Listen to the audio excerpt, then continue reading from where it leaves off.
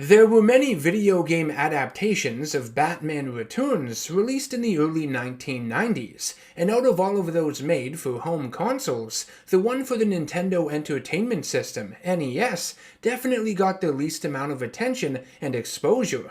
Its release was sandwiched and overshadowed by the more impressive versions of the game for the Sega Genesis, Super Nintendo, and Sega CD. While I find it to be the weakest of all the console versions, Batman Returns on NES isn't without its merits. I think it's a solid game, a suitable follow-up to its predecessor on the same console, and one of the better superhero games to come out of the third generation, which was a vast wasteland of mediocrity when it comes to the superhero genre.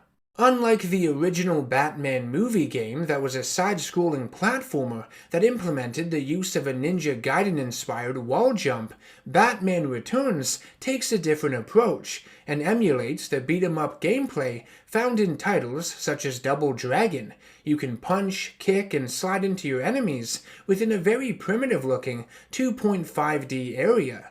Gadgets, such as the Batarang, are available to damage enemies from a distance, and occasionally, Batman will use his grapnel gun to climb up buildings, or you can use it to break open objects for extra health. Enemies are in the form of various members of the Red Triangle Circus Gang, led by Oswald Cobblepot, the Penguin. There's a decent variety to them, and I like how all of them are given their own unique colors to help them stand apart. Batman Returns on NES only takes around 30 to 45 minutes to finish. While it can be fun, its beat-em-up style does drag in areas, and can get rather exhausting simply because it's not as layered as other games in the genre, even ones released around this same time. There just aren't enough moves in it to keep you fully engaged throughout. The area you fight in seems unnecessarily large, the enemy numbers are high, and your attacks don't always feel very powerful. Thankfully, though, the visuals and story do make up for it all a little. Going into the story of this game, it obviously follows that of the movie, and I think it does a decent job with some colorful and appealing cinematics, when cinematics were basically just slideshows. It opens up with Max Shreck's speech at the tree lighting ceremony in Gotham Plaza, which erupts into chaos following the arrival of the deadly Red Triangle Circus Gang. Batman is notified of the attack via the bat signal, and the game says Batman is returning to Gotham, as if he just disappeared from the city following the Joker's defeat, like he completely fucking bailed on them or something. Stage 1 has you fighting through the streets of Gotham on your way to the plaza. You take on the circus strongman who throws a barrel at you and spins his arms around. I like the flashing of the Christmas tree and its star in the background. Stage 2 is set at Shrek's department store. The first section has you outside of it, and when you reach the main entrance, Catwoman arrives and threatens to blow it up out of revenge. You make your way through the store to stop her. I love the checkered tiles on the floor and the creepy cat faces on the walls behind you. Some of the mannequins come to life, revealing themselves to be members of the circus gang, which is cool. There's also a part where you have to avoid electrified water by jumping across platforms and safely navigate around dropped bombs from RC choppers that destroy parts of the floor. You eventually reach the department store's rooftop and fight Catwoman. Batman's sprite in this game isn't perfect by any means, but passable for NES standards. I think Catwoman's is utter shit though. Konami could have at least colored her chin white like Batman's. I hate how she's all blue. After defeating Catwoman, she forms an alliance with the Penguin, and the two plan to set a trap for the Dark Knight. Stage 3 has you go after the Ice Princess, who had been kidnapped by the villains. You start off in the streets of Gotham again, and can see posters on buildings promoting Penguin's run for mayor. You reach Penguin's office building, and Batman stands outside of his door, hearing a conversation between Oswald and Max Shreck, referring to the citizens of Gotham as squealing, wretched, and pinheaded. Penguin also says he has played the city like a harp, but not one from hell. This is a kid's game after all. The way Batman learns of this deception and records it is different from what was in the film, but I like what the game did here. You would continue onwards in your pursuit of the Ice Princess on Gotham's rooftops. The following section would have Batman slowly sliding off the roof at all times, so you need to keep moving while battling enemies. There are even the motorcyclists up there too, which is nuts. How are they not sliding? Winter tires, I assume. When you reach the Ice Princess, you guessed it, she's knocked off the building to her death, frightened by bats.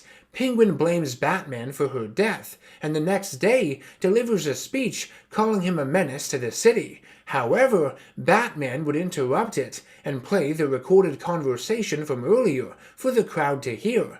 Angered, they proceed to pelt Penguin with several types of vegetables they just so happened to have on them. Maybe there was a sale at the grocery store? I don't know. I wondered where they got them all in the movie too.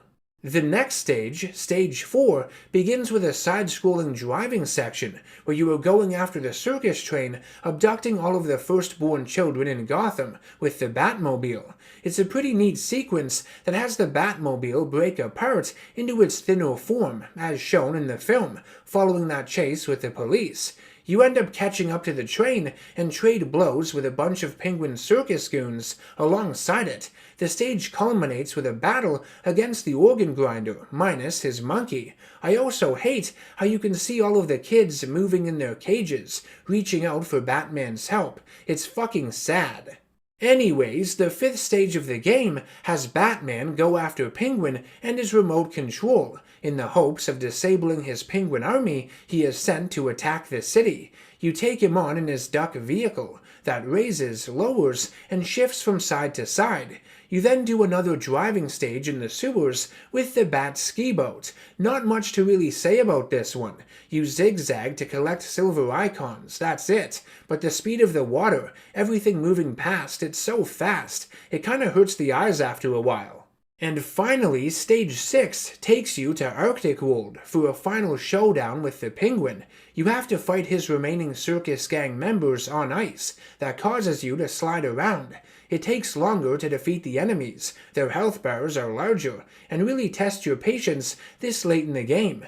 The final boss battle against Penguin is alright. He flies around with his umbrella and drops bombs on you. His health meter goes from purple to orange and then green as you damage him. When it's drained completely, he slowly walks to the center of the screen before collapsing. Nothing special. Catwoman really feels like an afterthought in this version of the game. So yeah, all in all, Batman Returns on the NES is a fun yet flawed game. I think it's a decent adaptation of the 1992 film, even though the gameplay does get incredibly repetitive and tiresome in it.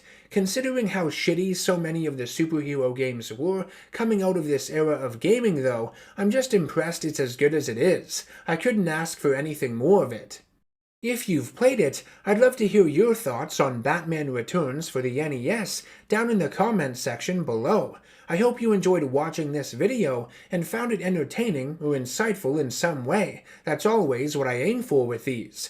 If you'd like to help ensure the future of this channel and its content, you can do so by subscribing, hitting that bell icon to be notified of updates and new videos I release, and by becoming a producer over on patreon.com if you can, for as little as $1 per month. I will see you all in the next one. Take care, stay safe, and always stay nerdy.